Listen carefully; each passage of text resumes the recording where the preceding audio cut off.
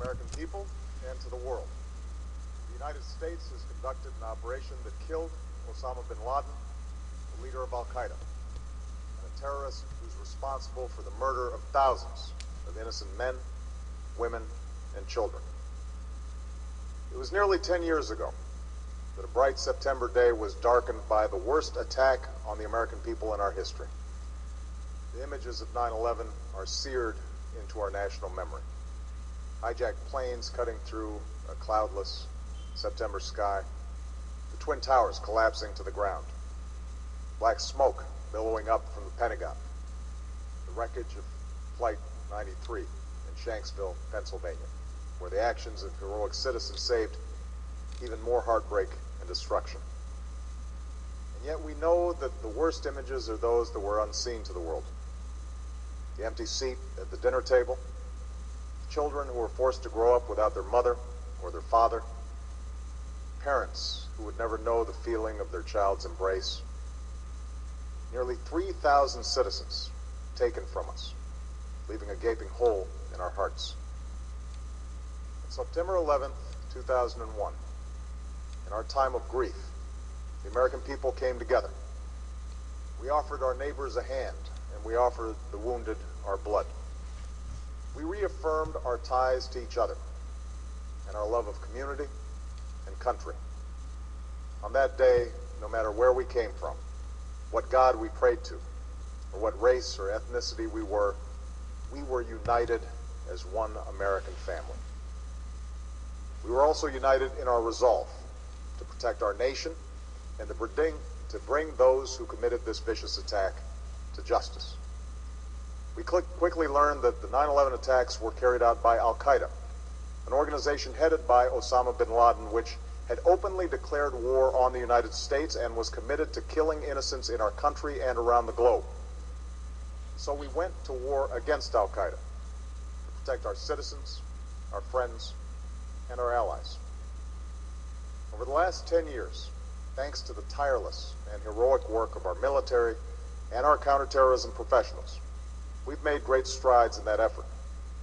We've disrupted terrorist attacks and strengthened our homeland defense. In Afghanistan, we removed the Taliban government, which had given bin Laden and Al-Qaeda safe haven and support. And around the globe, we worked with our friends and allies to capture or kill scores of Al-Qaeda terrorists, including several who were a part of the 9/11 plot. Yet, Osama bin Laden avoided capture and escaped across the Afghan border into Pakistan. Meanwhile, Al-Qaeda continued to operate from along that border and operate through its affiliates across the world. And so shortly after taking office, I directed Leon Panetta, the director of the CIA, to make the killing or capture of bin Laden the top priority of our war against Al-Qaeda, even as we continued our broader efforts to disrupt, dismantle, and defeat his network. Then, last August, after years of painstaking work by our intelligence community, I was briefed on a possible lead to bin Laden. It was far from certain, and it took many months to run this thread to ground. I met repeatedly with my national security team as we developed more information about the possibility that we had located bin Laden hiding within a compound deep inside Pakistan. And finally, last week, I determined that we had enough intelligence to take action and authorized an operation to get Osama bin Laden and bring him to justice. Today, at my direction, the United States launched a targeted operation against that compound in Abbottabad, Pakistan. A small team of Americans carried out the operation with extraordinary courage and capability. No Americans were harmed. They took care to avoid civilian casualties. After a firefight, they killed Osama bin Laden and took custody of his body. For over 2 decades, bin Laden has been Al-Qaeda's leader and symbol, and has continued to plot attacks against our country and our friends and allies. The death of bin Laden marks the most significant achievement to date in our nation's effort to defeat Al-Qaeda. Yet his death does not mark the end of our effort. There's no doubt that Al-Qaeda will continue to pursue attacks against us. We must, and we will, remain vigilant at home and abroad. As we do, We must also reaffirm that the United States is not and never will be at war with Islam. I've made clear, just as President Bush did shortly after 9/11, that our war is not against Islam, because Bin Laden was not a Muslim leader. He was a mass murderer of Muslims. Indeed, Al-Qaeda has slaughtered scores of Muslims in many countries, including our own. So his demise should be welcomed by all who believe in peace and human dignity. Over the years, I've repeatedly made clear that we would take action within Pakistan if we knew where Bin Laden was. That is what we've done. But it's important to note that our counterterrorism cooperation with Pakistan helped lead us to Bin Laden and the compound where he was hiding. Indeed, Bin Laden had declared war against Pakistan as well and ordered attacks against the Pakistani people.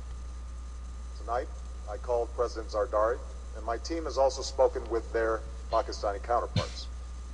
They agree that this is a good and historic day for both of our nations.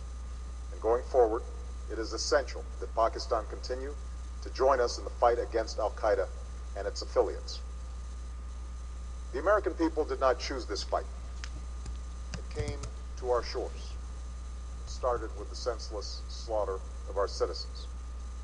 After nearly 10 years of service, struggle, and sacrifice, we know well the costs of war.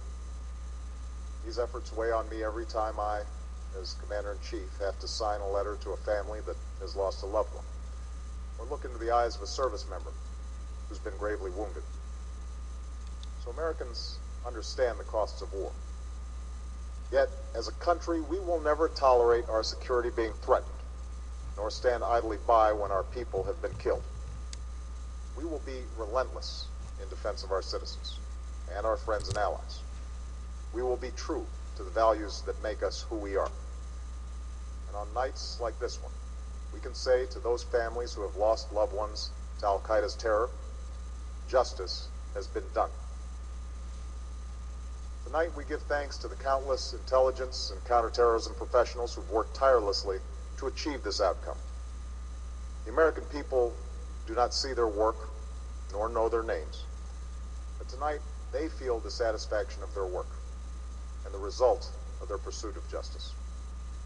We give thanks for the men who carried out this operation, for they exemplify the professionalism, patriotism, and unparalleled courage of those who serve our country. And they are part of a generation that has borne the heaviest share of the burden since that September day. Finally, let me say to the families who lost loved ones on 9/11 that we have never forgotten your loss, nor wavered in our commitment to see that we do whatever it takes to prevent another attack on our shores. And tonight, let us think back to the sense of unity that prevailed on 9/11. I know that it has at times frayed, yet today's achievement is a testament to the greatness of our country and the determination of the American people. The cause of securing our country is not complete, but tonight we are once again reminded that America can do whatever we set our mind to. That is the story of our history. Whether it's the pursuit of prosperity for our people, or the struggle for equality for all our citizens, our commitment to stand up for our values abroad, and our sacrifices to make the world a safer place. Let us remember that we can do these things not just because of wealth or power, but because of who we are. One nation, under God, indivisible, with liberty and justice for all. Thank you. May God bless you. And may God bless the United States of America.